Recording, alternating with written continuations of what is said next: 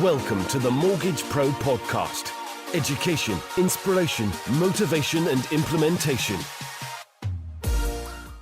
Welcome to another episode of the Mortgage Pro Podcast, and today we are joined by another guest, Mr. Steve Payne. Hello. We'll introduce Steve in a second, but just to give you a bit of context as to why Steve is on the podcast. 2015 was my hardest year in business, and having existed for nigh on 10 years within my own personal environment, within my team, within my family, and almost a bit of a safe comfort zone, I knew that something had to change.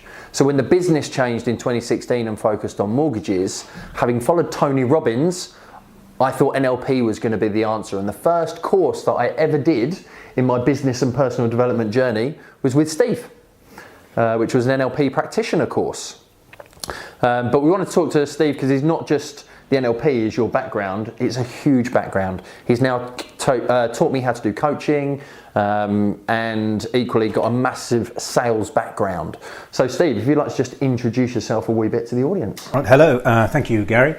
I remember that phone call that we had very well in 2015, the first call, because you postponed it for a while, if you remember, because lots going on in the business, and it was very timeless as well.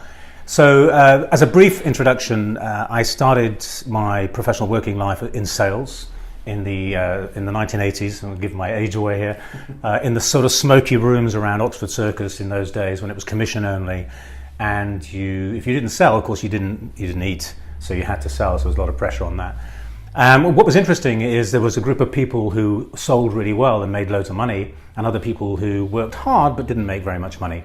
And there were people who were making 120 calls a day, and other people who were making maybe even 20 calls a day, but making more money. And I was already, fascinated by why is that difference so marked, and what are the successful people doing, and as opposed to what the other people are doing. And that really started my journey about thinking about how we process and how. What is really the key element when it comes to success when you work with other people? So after I finished that job, I went to drama school, and I trained at the Royal Central School of Speech and Drama for 3 years and became a professional actor. And again, of course, that's all about understanding the human condition, how we think, how we process, why we do what we do, why we don't do things maybe we should do. And again, it's all part of psychology. The same kind of stuff that I was doing in sales, I could see the similarity in learning how to be an actor. And so I had a career as an actor for 10 years, and I fell into business. I was asked to go to South Africa for 3 years to help a company that was struggling. And I went down there, and South Africa is a big melting pot of different races and nationalities, which in South Africa is quite it makes a huge difference. Lots of sort of racial tension. I mean, this is not unknown. Apartheid hasn't really that long finished. And to get a sales group of people functioning and performing well required different approaches for different people. And that really highlighted to me that actually everything is individual. It's not about generalizations. It's about resonating with an individual, finding out what their blocks and barriers are and helping them with that. So that was a fantastic experience. I came back, trained in NLP, because again, I wanted to continue this kind of journey. And I learned a set of skills in NLP, or I learned the labels of a set of skills that I'd already been using, because NLP didn't create any of the skill set within it. What it did is it raised the awareness of them, and it organizes them. And because you can organize them, you can get better results because of it. So it was fantastic to have labels and a structure to actually be even more effective when it came to communication. That led me into coaching, because the natural application of NLP is in a coaching environment. And coaching has now led me right the way back, if you like, to public speaking training, because I specialize in training people how to become world-class speakers, because actually it's about process, technique, as well as the X factor, which is the individual. But all of the elements that make people successful in terms of communication are wrapped up in that NLP, in the coaching, in the drama. Put it all together, and you get a very powerful combination. One thing I'd like to add there is John Grinder, who was co-creator of NLP. I did my initial training with him. He would say that if you want to learn NLP, learn two things: learn drama and learn neurology. And you put those two things together, and that pretty much sums up NLP. And NLP is about modeling successful patterns of behavior. So when we see somebody be successful, to break down what is it that's making somebody so successful so that we can model it, bring it into ourselves and get the same or similar results. So that's been the journey. It's about people performance all the way through. And that's for anyone who doesn't know, NLP is neuro-linguistic programming. That's what it breaks down to if you wanted to break out and Google that. So just to give people some idea as well as to what makes you so credible, because you've been quite modest there in being trained by the best of the best in John Grinder, but what accreditations have you got over the course of your years to get to this point? So, as well as being... And you're now an author, of course. Yes, of course. Not that, I don't know if anyone can see that on the podcast, but yes, thank you very much. As are you, of course. So I'm now a certified master trainer of NLP, and there's only a few of those, 30 odd, I don't know the exact number, but... In the world. So I also run a company which is an organisational member of the Association for Coaching. I sit on the training and accreditation panel for the Association for NLP, Neuro-Linguistic Programming. And as you mentioned, the book, which was also nominated as Best Personal Development Author in 2017. So various bits and pieces, and for me, all of that, what that does is it just shows a journey of, and I think this is really important, of learn your stuff well. It's you can't shortcut this kind of, well, you can't shortcut experience. You can shortcut knowledge, but you can't shortcut experience. So it's about learning, it's about practicing. I have been training constantly, non-stop since I started, and I've been putting into practice everything that I train and deliver in my own business, with other people, following up. Even we're following up now, for example, several years afterwards. Yeah. Because how you judge something is not the euphoria when you finish learning something, because everyone's going to be euphoric then. It's what about a year's time, or 2 years' time, or 3 years' time? What's the legacy of what you've learned and putting it into practice? I think that's what's really important. So it's not just the accreditations; it's really about the practice and making this stuff work in the real world, not just in theory. Yeah. Without a shadow of a doubt. And that's one of the reasons why I wanted to bring you onto the podcast and to do this today, is because NLP, communications, values and beliefs is something we've done recently on the coaching qualification. Yeah. Sales, all of that is so people orientated that every business owner, every mortgage advisor, every mortgage broker, any person in any walk of life can learn something from what we're going to talk realistically about today. Absolutely. So one of the things I think, if we go right back to that beginning, you said about you started a commission-only job. Yeah. A lot of the people might be listening to this are in employed roles or at the moment, or have recently gone self-employed. And we were talking about before, there's a different mindset to being employed in a role and then learning the skills of a business owner and being self-employed. So going back to that beginning, what made you decide to go commission-only? Because it's scary. This is, as I say, this is going back to the mid-80s, and there were an awful lot of commission-only sales jobs. In fact, there were very few commission sales jobs of the type of selling that I was doing at the time. Yeah. And so therefore, it just happened to be the place that I'd applied for a job. It turned out to be commission-only. And I was very reticent, because at the same time I was working at the Theatre Royal Drury Lane backstage. But my salary was it was fixed for a start, and low. Not a good combination. Whereas sales, of course, it's not fixed. You sell. The cap on sales is really, that's down to you. Yeah. So I wanted to. I was putting my jacket on at the Theatre Royal, and somebody came in. He said he just made 800 quid that day. I said, what? I said, where? This is back in the mid-80s. Yeah. Even today, I'd be happy with that. But anyway, back in the 80s, that was big money. And I said, so how do you do that? And he said, this sales job. I said, can you get me an interview? And so when I went to the interview, what they said to me is, you can't do both. You come and work for us, or you stay in the theatre. And I was very risk averse. And I have been, certainly for half of my career, risk averse, until something changed. I'll tell you about it in a moment. And therefore, I dithered for a long, long time. It's a very popular word at the moment, dithered. I dithered and delayed for a very long time, before eventually I decided to do the sales job. And because it was commission only, it was pressure all the time. I had my rent to pay, as we all do, et cetera, at the time, back in the mid-80s. And therefore, I didn't want the risk. But when I stepped into that arena, I thought I'd give it a shot. What I discovered was I could do it. Yeah. I could do it well. And I made... well, for those days, a fortune, really. And that made me realize that, again, highlighting the difference, the commission only didn't really matter as long as you were selling. Mm-hmm. And if you had the formula that converted leads into sales, then the world was your oyster. And that's what attracted me to that job. and realizing that the difference was really listening to other people, understanding where they were coming from, resonating with what was important to them, and then taking all of that intelligence you'd gathered and using that to help somebody resonate with your solution, the thing that you were offering, the thing you were selling, and therefore sales became actually, dare I say it, relatively easy. And I say dare I say it because we were in an office of 20 people, and the sales manager would walk along, and his job was to walk up to the back of people and say, get on the phone, get on the phone. Every time you put the phone down, get on the phone. And it caused him a little bit of a problem, really, because there was a group of people who became quite matey with him because they made him loads of money. But these people were the Quality Street gang, he called us, who were making much less calls than the other people, but making him most money. So he was much more relaxed with those people than he was with the people who weren't making money. So they got really a bit cheesed off that they were getting all the pressure and we were making all the money. And the thing that really struck me about that is saying that actually there is a formula. There is a very definite difference between those who are doing it well and those who aren't.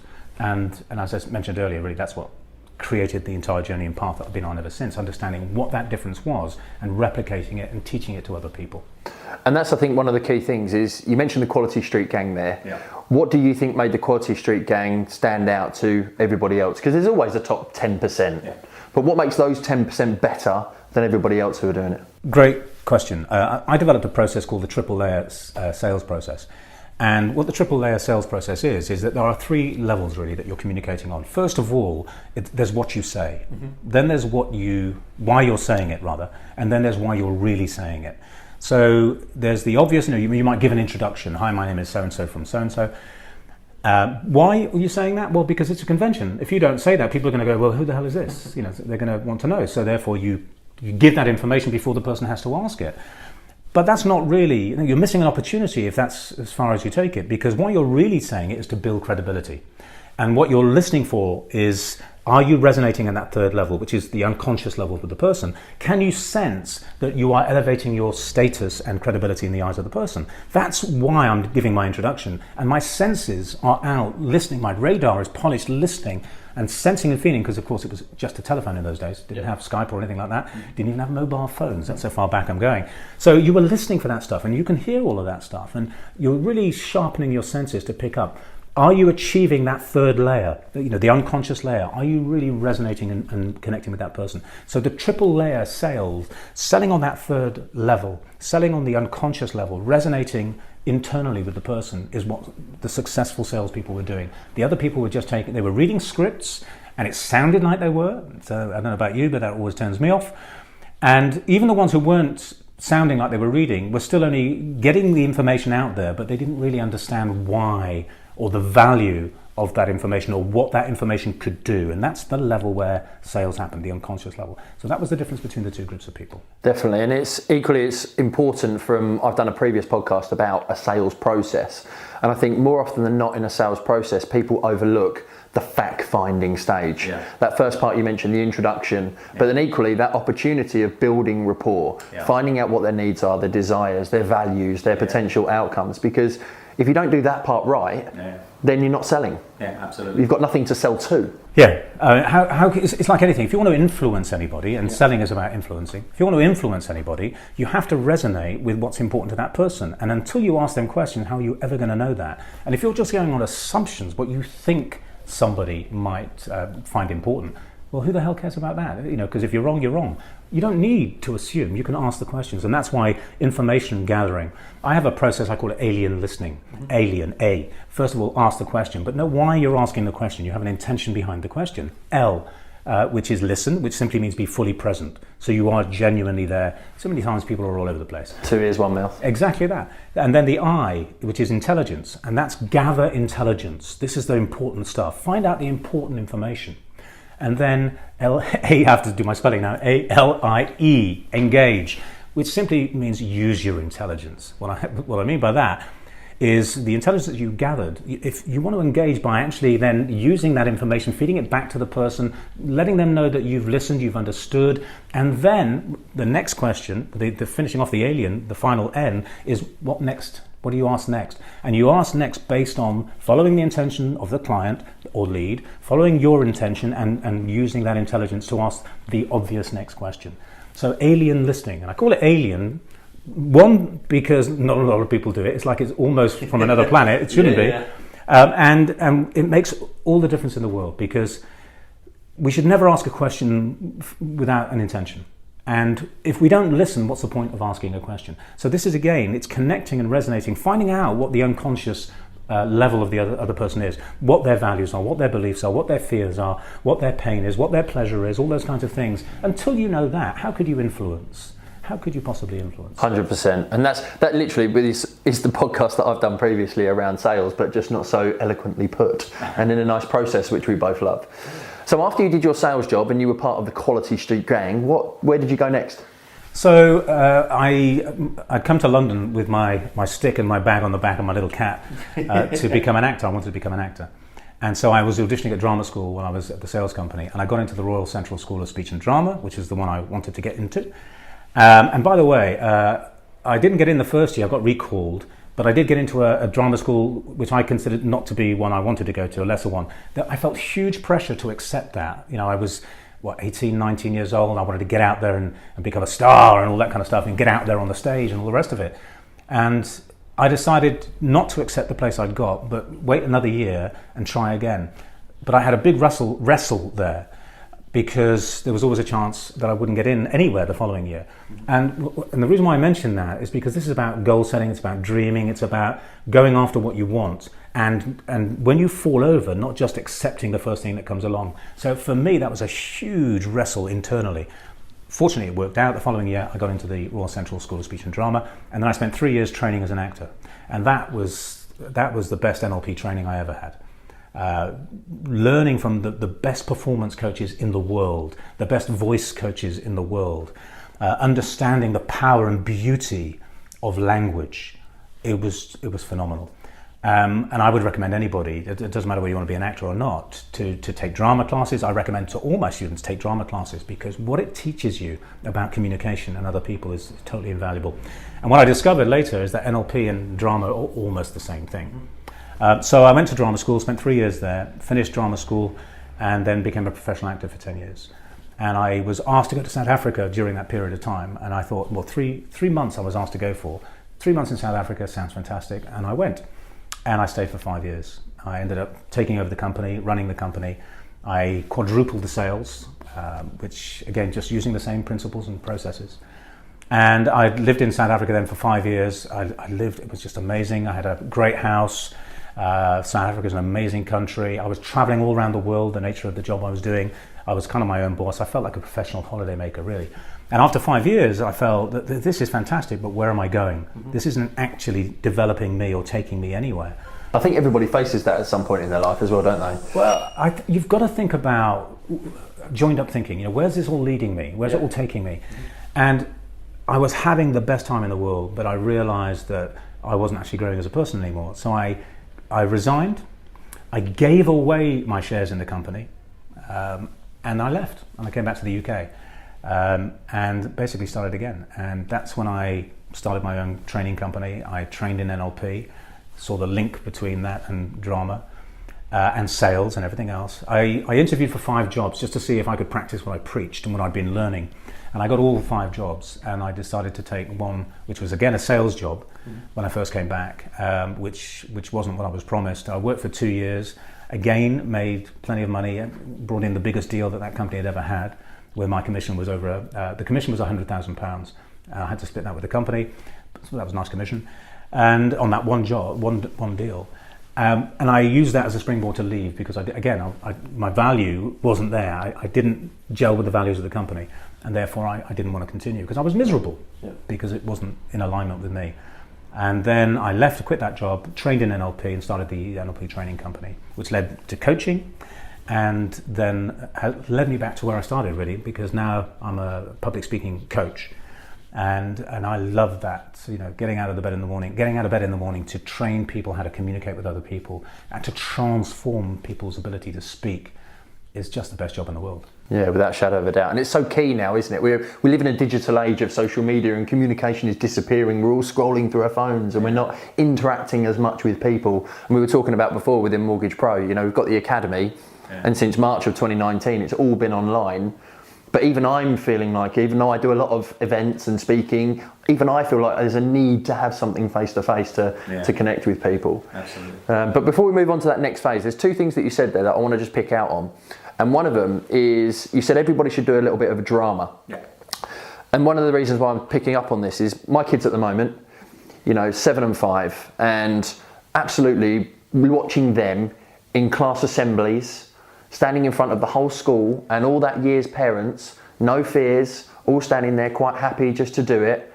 And then when I reference my own speaking, first course with you in NLP, I can remember sitting in that room and you asking for somebody to come up at the front, and me knowing, because I'm quite happy to push through my barriers, but my hand slowly going up in the air, and I can feel the anxiety a little bit now of standing at the front of that room and almost having beads of sweat coming down my back because I knew how anxious I was, but I had to push through that. Yeah.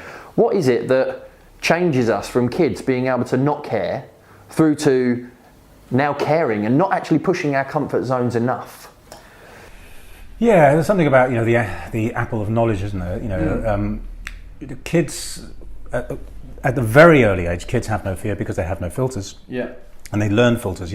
We are born with so many skills and the ability to learn and the thirst for knowledge. Nobody taught you how to speak your native language. Nobody ever teaches you that. What you do is you model it from people around you. For NLP. Well, yeah. Well, but you model it from those around you. It's pure NLP modeling, actually, in the purest sense. So what happens is if something doesn't work, you drop it and try something else. And when it does work, then you repeat that and reinforce it.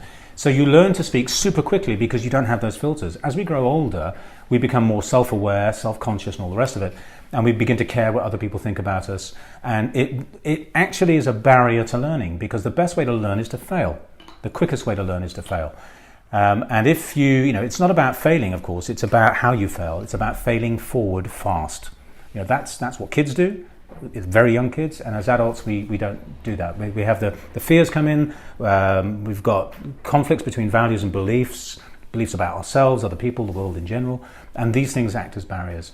And when we, for example, public speaking, you talk about that. When people get nervous when they're public speaking, if you just check the focus of attention, it's all on them. It's not where it should be, which is are the audience getting this? And the moment you do that, you've only got so much bandwidth in your head, and if you take it up with something else, you don't have time for that kind of stuff. And so that's a real key.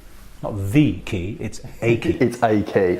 Yeah, and that is the thing, isn't it? We often spend too much time focusing on what we can't control rather than actually what we can control. Absolutely. And that's one of our own problems in getting in our own way, I suppose.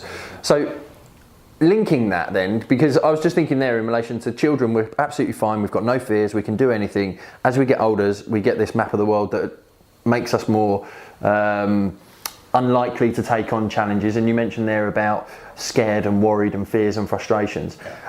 Using an NLP technique or values and beliefs or communication or coaching or any of that, how do people step through those barriers? A lot of it is awareness, because normally our patterns of behavior are unconscious. So we just default to patterns of behavior. Something happens, we default to the way we respond.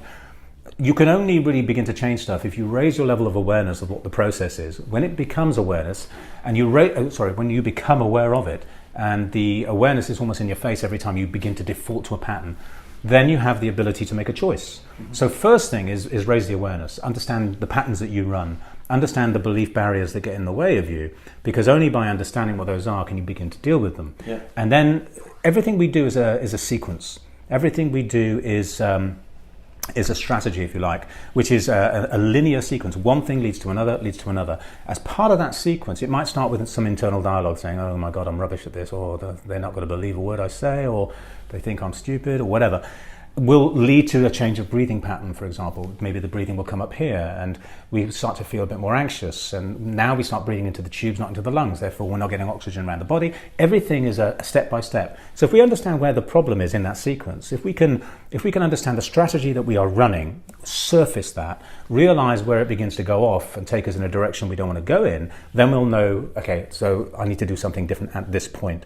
And when we start to do that, there are all kinds of tools depending on what the problem is for you, of which way to go. And what you're doing is you're building in triggers to recognize it, realize it, and change the direction. So that's a very simplified way of saying, understand the strategy. Most people don't. For example, if you go into a restaurant and you're choosing something to eat, how aware are you of the process you're going through? Do you actually see the food, visualize it? Do you taste it in your mouth? Check that with your unconscious feeling. Am I in the mood for that? And that's a series of steps. How many of us can actually break down what we do to that degree? Everything we do is a strategy. Everything has a series of steps. How aware are you of the process that you run, or the processes that you run? And when you are more aware, you can change it. What I'm aware of, I can control. What I'm unaware of, controls you can't me. control. Yeah, very interesting. I was just thinking then, my first strategy when I go into a restaurant is, what is my wife having? Because I know that I'll get half of it, so I can discount that one from the menu. Nice. Good strategy. So, okay, the other thing Unless she knows what you don't like and then she orders that. Yeah, it depends. And that's the problem with a wife who was pregnant for 2 or 3 children as well, because there's no leftovers. Yeah. So it changes the whole strategy then. So the other thing you said as well is, you were doing your job in South Africa, that you didn't know where you were going, and actually you hit that point of, what is the point of it all? Exactly. And that becomes around purpose, and it becomes around values and all of that. So I'm sure there's probably some people who are listening to this who are in that same kind of rut. I know I've been there in the last 3-4 years. So is there anything you can talk to us around that time of your life and how you made changes and everything? I just referring back to the book, because the book is called My 31 Practices. And where can people get it while we're on that? You can get it on Amazon. It's published by Lid Publishing, so if you search My 31 Practices, it's on Amazon. Yep, published by Lid, and it's I'm co-author with Alan Williams, so Alan Williams and Steve Payne. The reason why I mention that is because the book is about values and values alignment. First of all, understand what your values are, and most people don't. Thank you very much. Understand what your values are, really. Most people have very little idea of what their true values are. And then look at your behaviours, and how many of your behaviours are in alignment with what's important to you, and how many of them compromise you. So if anyone listening to this podcast, if you just think for a second, if you've ever been asked to do something that compromised a value that you have, and the key question is, how did you feel? Not intellectually, but your body. Your body can't lie to you, your head can. How did you feel when you compromised a value, something that was important to you? And what you'll realise is it's your body telling you that you don't feel good about that. And that indicates that values are unconscious, and they are. Your real values are unconscious. Not what you say you have, but what you truly have. So your values, if you live a life, if you imagine, if your behaviours are in alignment with what's important to you, you feel good. If your behaviours are not, you feel bad. Now that's going to affect your confidence, your health, all kinds of different things. I left a job in South Africa because it was more important for me to grow and develop as a person than it was to stay and live what was a fantastic life. But it wasn't as important as doing something else. So that changed my decision, because your values drive your decision, your values drive your behaviour. I was working in a sales company when I first came back to London after South Africa, and I was making lots of money. But my driver really wasn't money. My driver was a bigger purpose than that. And when the company values didn't match my values, again, I didn't want to get out of bed in the morning. It was affecting my behaviour in all kinds of ways. I'd stay out and go for a drink after work almost every single night, because there was a certain amount of stress in that environment. That's not an excuse, and that was a choice, and it was a bad choice. But the point being, it was the values clash, the lack of alignment, that then made me decide to move, leave that job, despite the fact I was earning really good money, and find something which was more fulfilling. So values drive behaviour, not strategy. And so many companies make an error here. If they want change in an organisation, I see, and I work in a lot of organisations, global brands, a lot of them throw money and strategy at a problem, forgetting the human factor.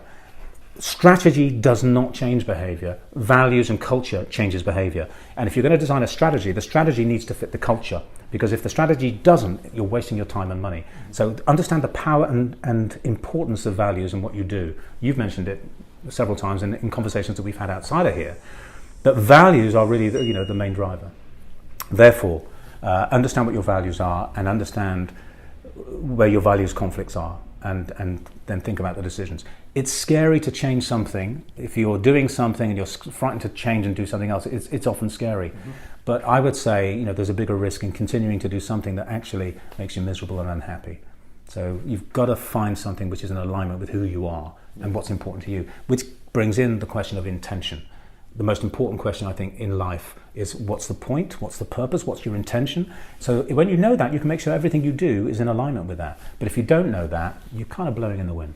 Yeah. And how much do you think in doing that, I always kind of live by Plato's law of 80-20. You're going to love 80% and there's 20% you just have to sacrifice and accept that it might not be in alignment with your values, but it's a needs must. Yeah. Do you agree with that in terms of everything, or do you believe in you can leverage the 20% and get everybody else to do the 20% so you could love 100%? I think the 80-20 thing is really interesting and a really useful model, because if you can find out what the 20% is and try and make the 20% the 80% and move in that direction, I think that's really important. I don't quantify it quite like that. Yeah.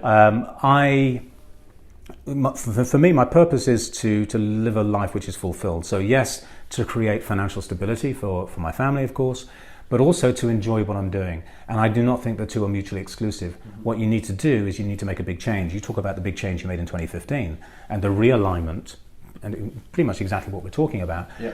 And I do agree, even though it sounds a bit woo-woo, that when you take steps in a certain direction, the universe begins to give you what you want. It's when we don't move in that direction that there is no movement, obviously, in that direction. So sometimes to be brave and to understand what your values are and to do things that are really truly important to you. So you've got that authenticity, you've got that integrity.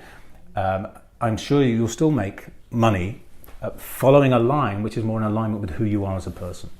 And how often do you think someone's values can change? It's an interesting question. So if you think back to, and people who are listening to this, if you think back to, for example, when you were 15 years old, and if you just take yourself back there for a moment, what was important to you when you were 15? Don't tell me, please. I don't want to carry that stuff with me, but just in your head, what was important to you when you were 15? And also, importantly, what did you believe when you were 15 years old? Now, for some people, that won't be such a big journey. For others of us, it might be a bigger leap. And then if you jump forward to 21, what was important to you when you were 21? And also, of course, what did you believe when you were 21? Now, I could keep going, 31, 41. Now, the chances are what was going on in your life around the time when you were 15 was very different from 21. At 15, you might have been at school. At 21, you might be working. Therefore, working becomes a value. Paying your rent, for example, becomes a value. So values shift depending on circumstance. Mm-hmm. And as we grow older, we change, and therefore our values might either change or get rearranged. Same with beliefs. If I believed I never pass exams, and then I sit an exam and pass it, I can't hold on to the belief I never pass exams, because now I have a counter-example that disproves it. So our values and beliefs do change. Beliefs are more apt to change more rapidly and more easily, I should say, than values. Our values may be reshuffled based on what's going on around us at the time. Family, if you didn't have a family, that probably wouldn't be a value. Didn't have kids, suddenly that you have kids, you know all about this. Yeah. And then that's going to change values and change what's important. I felt when I was in my early 20s, I was quite selfish. It was all about me to some degree. And exactly. And then when you have a family and kids, and suddenly you become less selfish. So it's less, the values do change. And what's important is that we have a healthy attitude to change, because change is the only constant in the world. Jack Welch, chairman of GE, change before you have to. Everything changes. Mobile phones when I was talking about the sales, didn't exist. All the technology we have didn't exist. Everything changes. IKEA, do a lot of work with IKEA. Big buildings on industrial estates outside of town. Now everything's going online and virtual. Companies have to think about how do we move forward. And if we don't take that stuff into consideration, then we get left behind. So values change, beliefs change, and if we don't resist that change, what's the point of resisting that change? If we embrace it, we're far more likely to be more in alignment, happier, and more successful.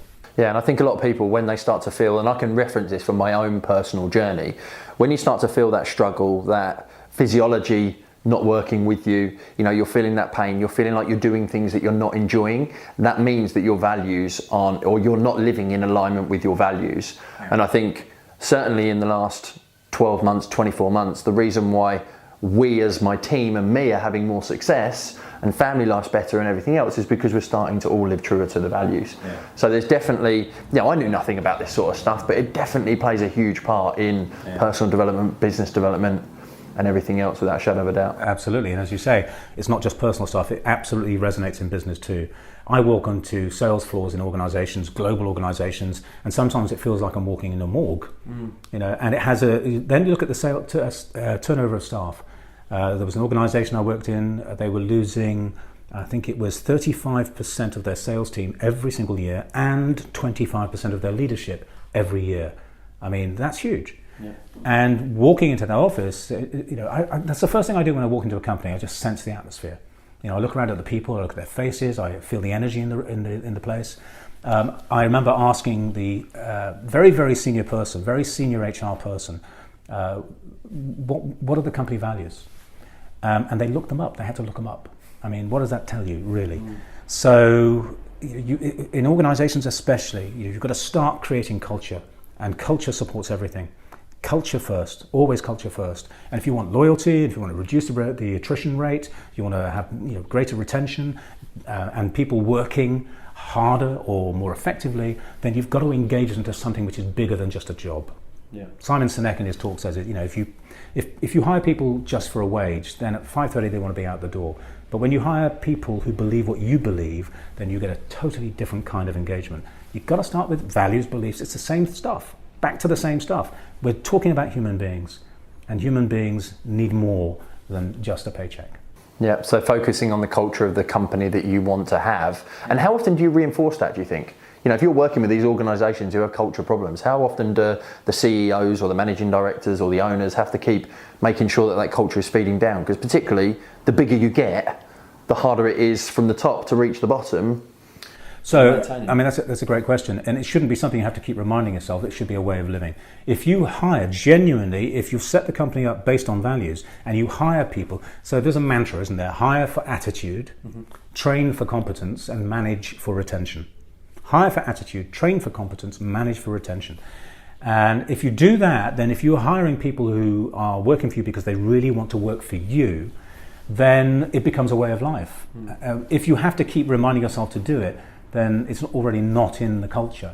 But like anything, if you repeatedly do something, it becomes a habit. You lay down neural pathways, and then it can become a default way of being. The tricky part is changing culture to lay down those neural pathways, to make it the default way of being, and make sure that you hire on the basis of who the company is, what the company means, what the customers mean to you as a company, because it's all customer centric. It should be customer centric. What you do provides a service to your customers. If you don't show and demonstrate your care for the customer, where are you really going? Now, if you're in a monopoly, you can get away with that. But when there's competition, what's the differentiator?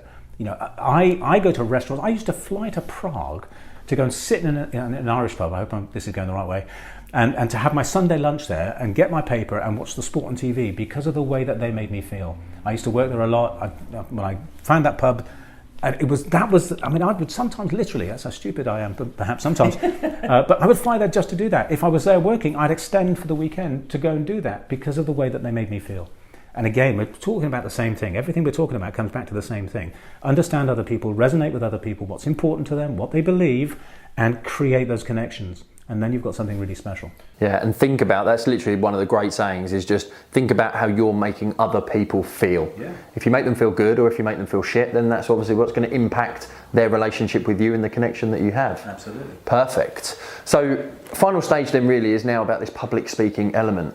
I think I've read numerous times about Warren Buffett says the two things that he, the best skill that he's got is going on that public speaking course, I think with Dale Carnegie, I think it was, or something like that. So why is public speaking so important to you, and why do you think so many people should get involved with it and learn it and train it?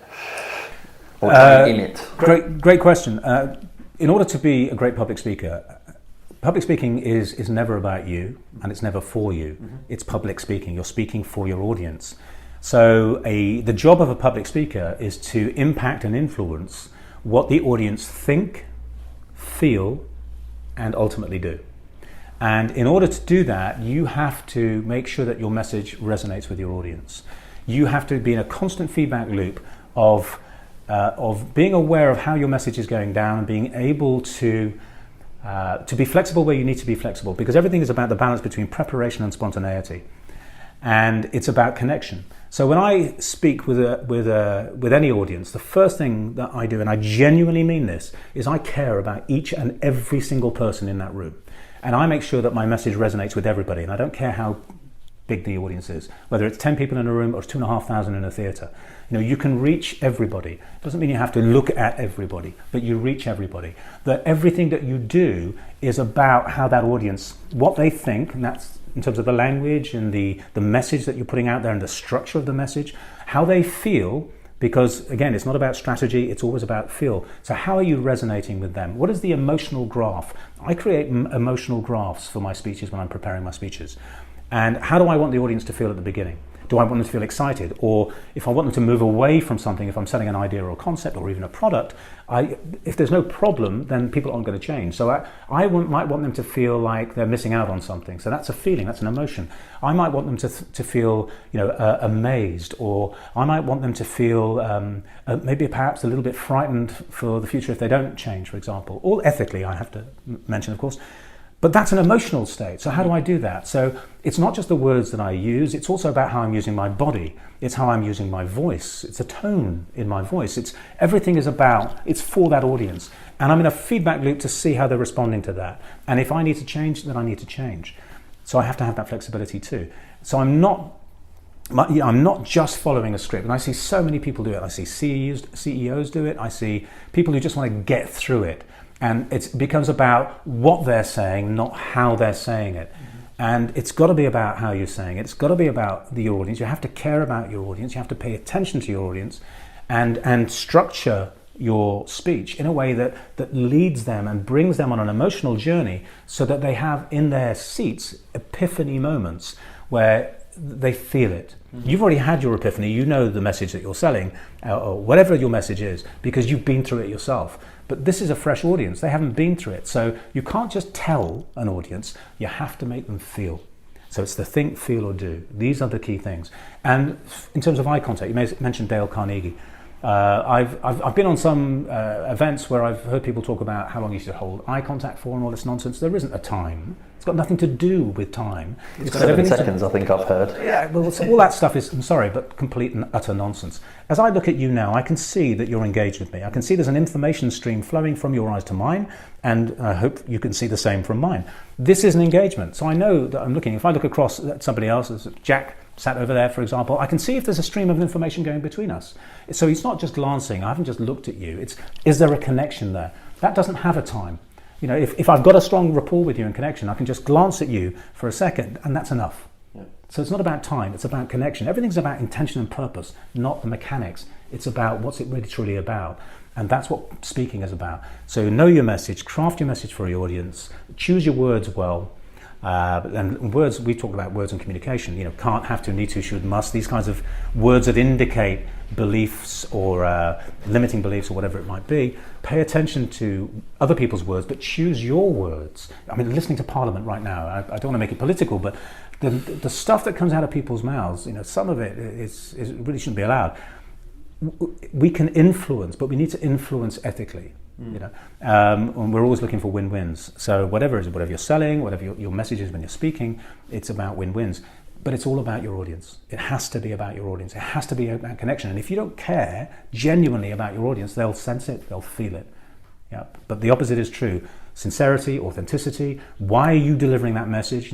If you don't have a reason for delivering that message, why are you delivering it? Now, a lot of people in organizations have to deliver messages, but you can connect with your message.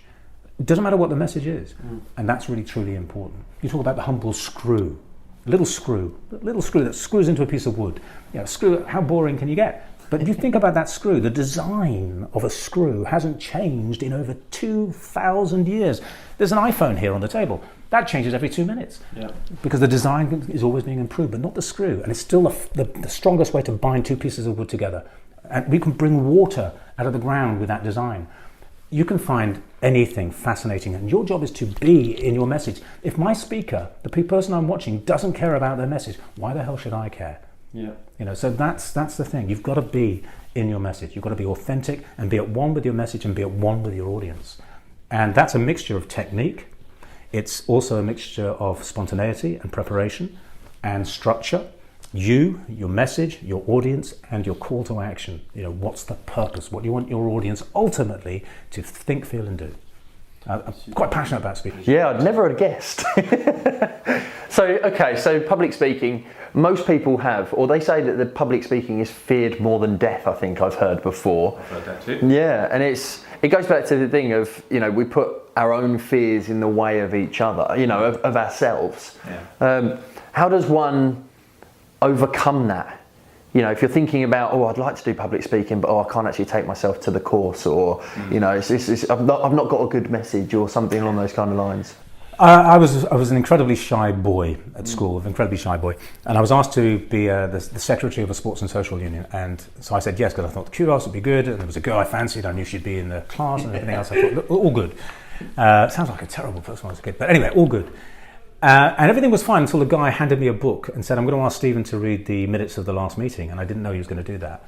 And I went red immediately. I feel my temperature change. I started to sweat. And I stuttered and spluttered my way through. It was the most embarrassing thing in all the world. And when I finished, I couldn't raise my eyes from the page because I was so embarrassed. I didn't want to catch anybody's eye. I sat for 45 minutes like that until everybody filed out. That was the most traumatic experience I've ever had in my life. Lucky me. But nevertheless, it was. And I swore to myself I'd never be in that situation again. So I practiced reading. Again, there's no shortcut to these things. Practice reading until I could read confidently. And back to the same thing that I mentioned to you before, it's about focus. If you're focusing on yourself and the stories and pictures you're giving yourself in your mind, that's what we fear. I went climbing Snowdon last week, and my brother and I ended up off the path, and we ended up on a sheer face. And the only way was from where we were was to go up, and if we'd fallen, we'd have gone all the way down the bottom. That would have been it. And the reason why I mention that is that as I was hanging on to that cliff face, I realised that I started to paint pictures in my head of what would happen if I fell, and it really scared me. And I shut that down immediately. I thought, okay, I need to focus on everything is now about getting up. And when I focused on that, hand here, 3 points of contact always, I wasn't scared. Why? Because there was no room to be scared. It's about focus. And if you care about your audience and you care about the message and you care about are you getting the message across, you take up the bandwidth and there's very little time. I know that sounds like a simple solution, but when I was at drama school, when I was at Central, I said to a director, how do I stop being so nervous? And he said to me, if you're in the moment and you're responding to exactly what the other actor has said, based on the way they've said it, because you can't just respond parrot fashion. If they change the way they say it, you've got to change your response. You won't have time to be nervous. And I thought that was rubbish. But it turned out to be true. That's the biggest key. There's lots of other things you can do too. Preparation, breathing, anchoring. It's an NLP technique of associating a stimulus to a state. Visualization. There's all kinds of things. Breathing especially, as I was mentioned before.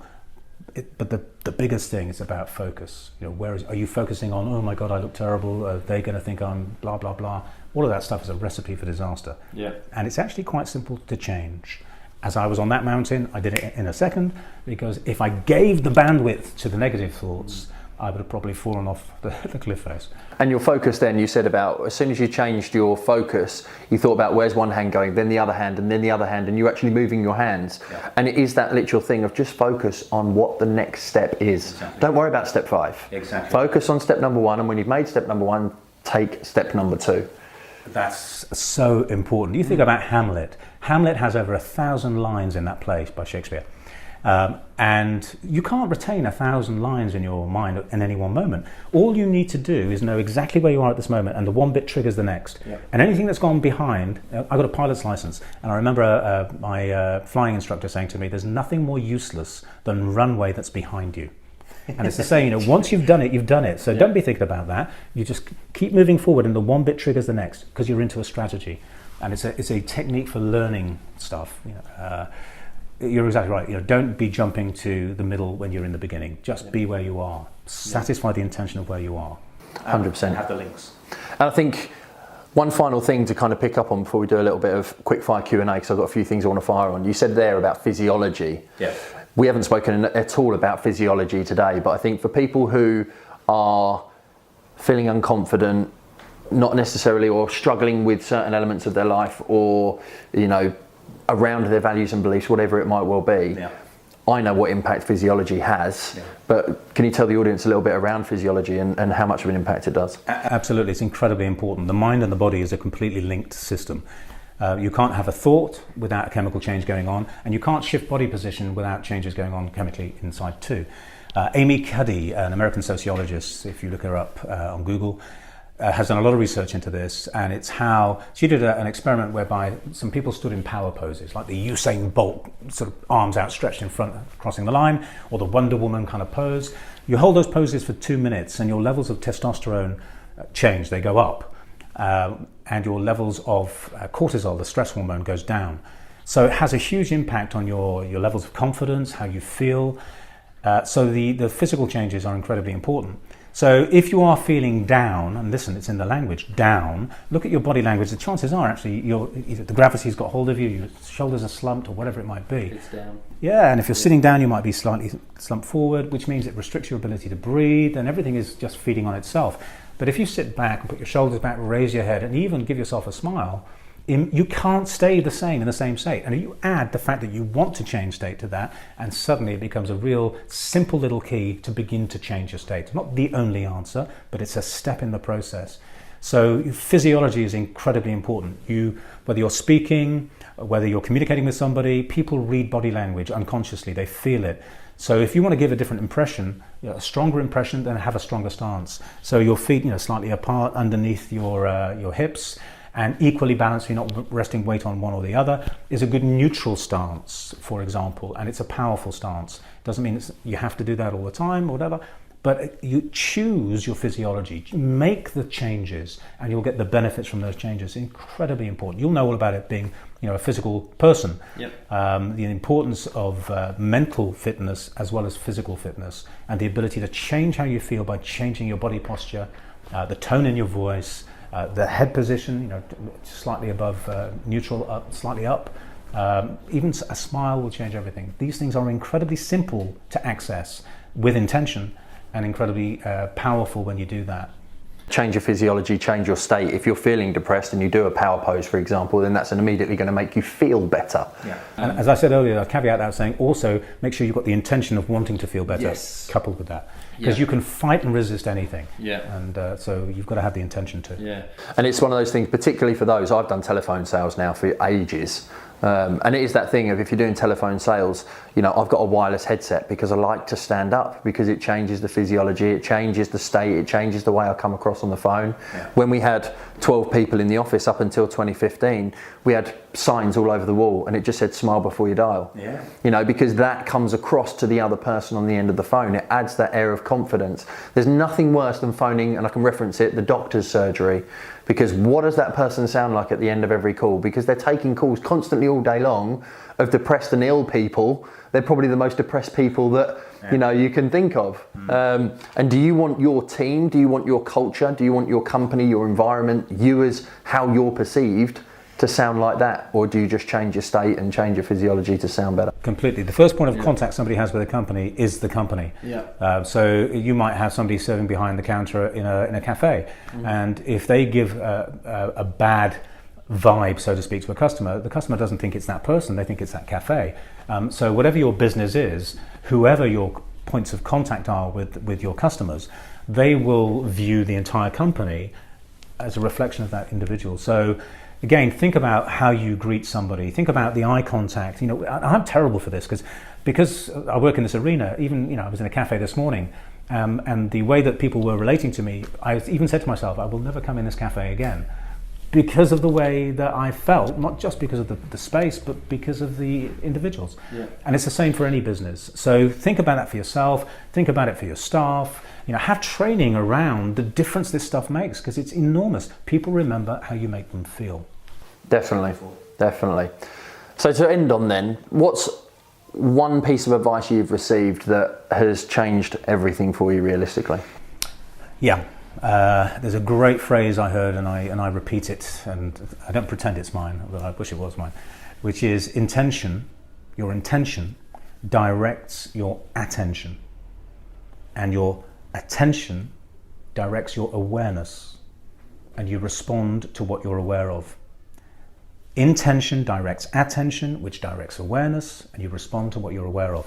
So be clear on your intention all the time, because if you do things without intention, that's when you start getting results or impacting other people in a way which is actually detrimental and negative to you.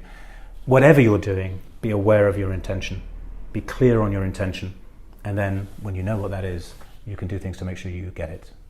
Yeah, nice. And what's probably one of the worst pieces of advice you've ever received? Hold eye contact for 3 seconds. Or 7 in my case, because then it gets extremely awkward and weird.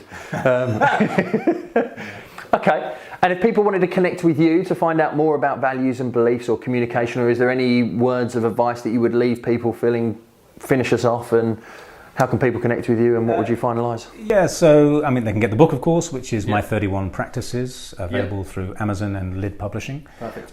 They can connect with me at the Academy of Coaching and Training, which is TAOCT, the Academy of Coaching and Training, TAOCT.UK, and they can see the things that we do around coaching, around NLP and public speaking. And is there any social media channels you want people to contact with you or get in contact with you on? So we have. Good afternoon. We have. I think Siri wants to get in touch. Yeah. So we have the Facebook groups, Coach Corner. Yes, she does. Siri does. Fantastic. Even Siri wants to connect with people even more effectively. Yeah, Facebook channel, the Coach Corner, it's called, on Facebook, so they can look at that and join Coach that. Corner on Facebook. To learn about coaching. Yep. The other Facebook groups we have are all private, attached to courses and learnings that we do. So they can get hold of things there. They can join our mailing list at TAOCT and find out all the TAOCT.UK and find out about all the courses that we run around NLP coaching and public speaking. Perfect. Well, thank you very much indeed, my friend. You're welcome. Been a pleasure. She's still going Siri, isn't she? She wants to get involved. She's worse than Alexa. Thank you very much indeed for coming onto the podcast and sharing your words of wisdom. I found it massively beneficial, and NLP and communication and you were, let's say, the foundation of where I've got to today in that sense. So it's a thank you for very warm, heartfelt thank you from me if I put my teeth back in. Need some public speaking training. We'll look forward to seeing you on another episode of the Mortgage Pro podcast. If you haven't had the opportunity to leave your review, then please do so. Make sure you go and get Steve's book, and also check out the other podcast episodes around values, around sales, and we'll look forward to speaking to you again on the next one. Thanks very much.